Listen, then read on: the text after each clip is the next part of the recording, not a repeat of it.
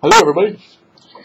It's Sam. Let me make sure. Yes, I am on the screen and it is recording, so thumbs up. Okay. Well, I wanted to go ahead and mention a couple things today,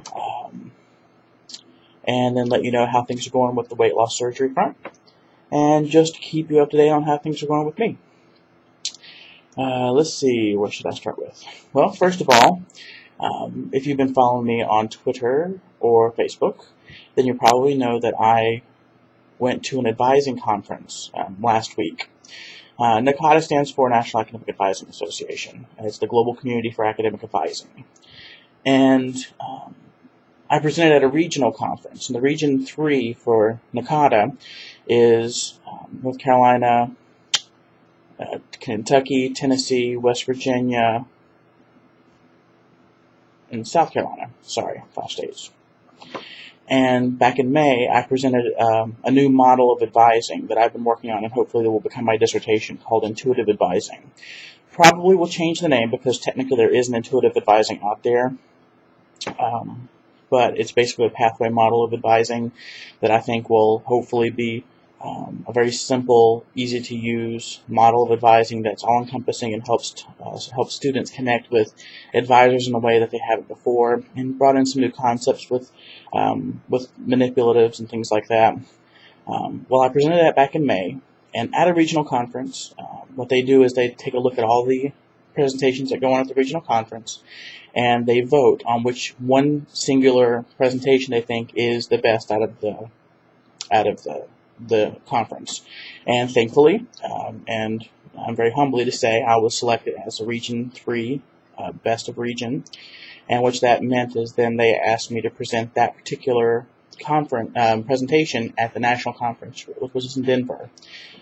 Sorry, I'm slurring my words. So I did. I went to Denver and I had actually 2 presentations. One was on intuitive advising, and that particular pathway model. I did about 200 people that were there.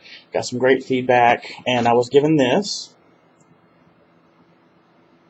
Intuitive Advising at Work, Dream Team, and that's very nice, and I've got that up on my wall. We'll put it back up on my wall, and I was very humbled by Region 3, and number 2, I presented a poster presentation on manipulatives and advising, called A Hands-On Approach, and if you look at my Facebook page, you'll see a couple pictures of my poster presentation, but I had a lot of my toys, koosh balls, slinkies, puzzles, remote control helicopters, those type of things. And I talked about how important it is to use those types of toys and manipulatives because it helps connecting the students, it helps share teachable moments, it helps break down barriers when students don't want to really connect or talk. So I really had a wonderful time at the Denver conference. I had a lot of fun. Both presentations went exceptionally well. I had some great and wonderful comments, some good constructive mentions on my evaluations, and I think, all in all, it went very well. So, that was very exciting. I got back from Denver last Wednesday, and it was great. Denver's a beautiful city. The climate is amazing. So, I thought it was very funny because I always imagined Denver being this mountainous place, on the mountains, but it really wasn't at all. It was flat. And then you could see the mountains in the distance, but everything was flat. It was interesting. So that was my presentations for NACADA, and if you ever want to learn more about academic advising, or if you ever want to hear about my presentation or those type of things, or if you're really bored and want to be put to sleep, let me know, and I have no problem emailing it to you.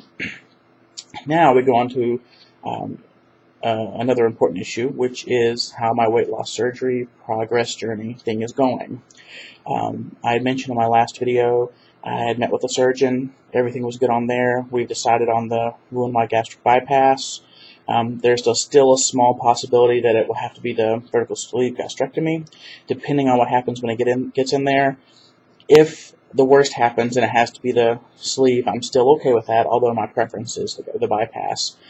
But last Tuesday, 2 days ago, I met with Amber Norris, who is the head nutritionist at Wake Forrest Baptist Hospital in the medical center there.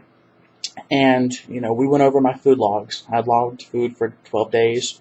And, put everything in from how much water, if I drank soda, how much protein I intook, how I felt, when I ate, where I ate, those type of things. And that way they could hopefully establish a pattern or a feeling or those type of things if I overate or if I ate a particular thing or if I drank a soda or if I ate too late. So we went over a lot of that on Tuesday. And she was very, very nice and very knowledgeable. I was very happy.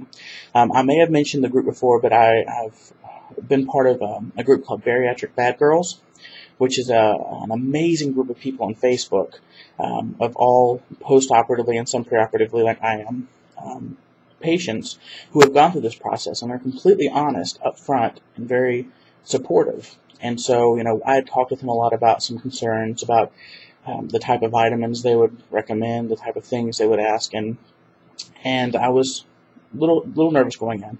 But after speaking with Amber Norris, I am very confident. She seemed very knowledgeable. Where the medical center is very highly research-based. They've done a lot of research. They use, bariatric-specific vitamins. The protein that they offered me were injury and some quality grade protein samples, and those are the things that they really suggest. So no horror stories like taking Flintstone vitamins or whatever, which I've heard a lot about, because the big thing about after gastric bypass, most of the complications come from malnutrition, and even if it's more expensive, because they are, bariatric specific supplements and vitamins really not only give you more of what you need, but it's in a process, in a form that your body can absorb more readily. So it's really important to get those specific things. So anyways, I'm off track and I'm already into the 6th minute, so sorry about that. So let me move this over to the side. Amber did have a couple of suggestions. And she gave me this sheet, and that goes into her notes. Many of you don't know, I was a vegetarian for about 10 years. In the past 6 months or so, I've been starting to put meat into my diet a little bit more. I say it's because I know I was going to have the surgery, but really it's because, unfortunately, my moral values against the meat industry weren't as profound as they used to be, and so I wanted to eat meat again. But a lot of my diet is processed soy products, Morningstar, Boca, those type of things. And while they're good because the fat content and cholesterol content are down, there's a lot of sodium in those products. There's some research, although it's really on the amount of soy you eat, estrogen, some neurotoxins have been found, those type of things in the processed soy products. So I need to reduce those. She told me instead of getting the Greek yogurt that's already flavored, to really work on using plain non-fat Greek yogurt and add stevia. And she actually recommended a Sweet Leaf brand. So that way I won't have the high sugar, because most of those per serving were like 18 grams of sugar, and that's way too high. Usually when I would eat almonds, I would eat 2 or 3 ounces, and she told me to limit it to 1 ounce just because of the fat content. And she told me that her rule of thumb is trying to keep snacks at around 150 calories. So that way I'm not eating too high caloric content in between my meals. And then she wants me to up my vegetables. And I tell you, it's really funny. I was a vegetarian. I hated vegetables, and I still do. So I'm going to have to work on actually finding ways to start employing some vegetables into my dietary needs and those type of things. While I was there, she said the 2 vitamins that she generally recommends are Bariatric Advantage and Celebrate. And she had a ton of samples, and I'll actually get them with my next nutrition appointment. But she gave me Syntax Nectars, which I've heard wonderful things about.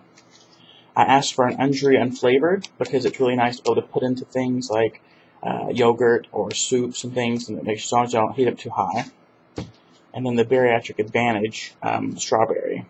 And so she gave me those 3 to try, and I'm going to definitely do that real quickly because I've got about 30 seconds left. The next step is she will actually submit my report later this week or Monday, giving me the thumbs up. So I passed my psychology stuff and I passed my nutritionist stuff.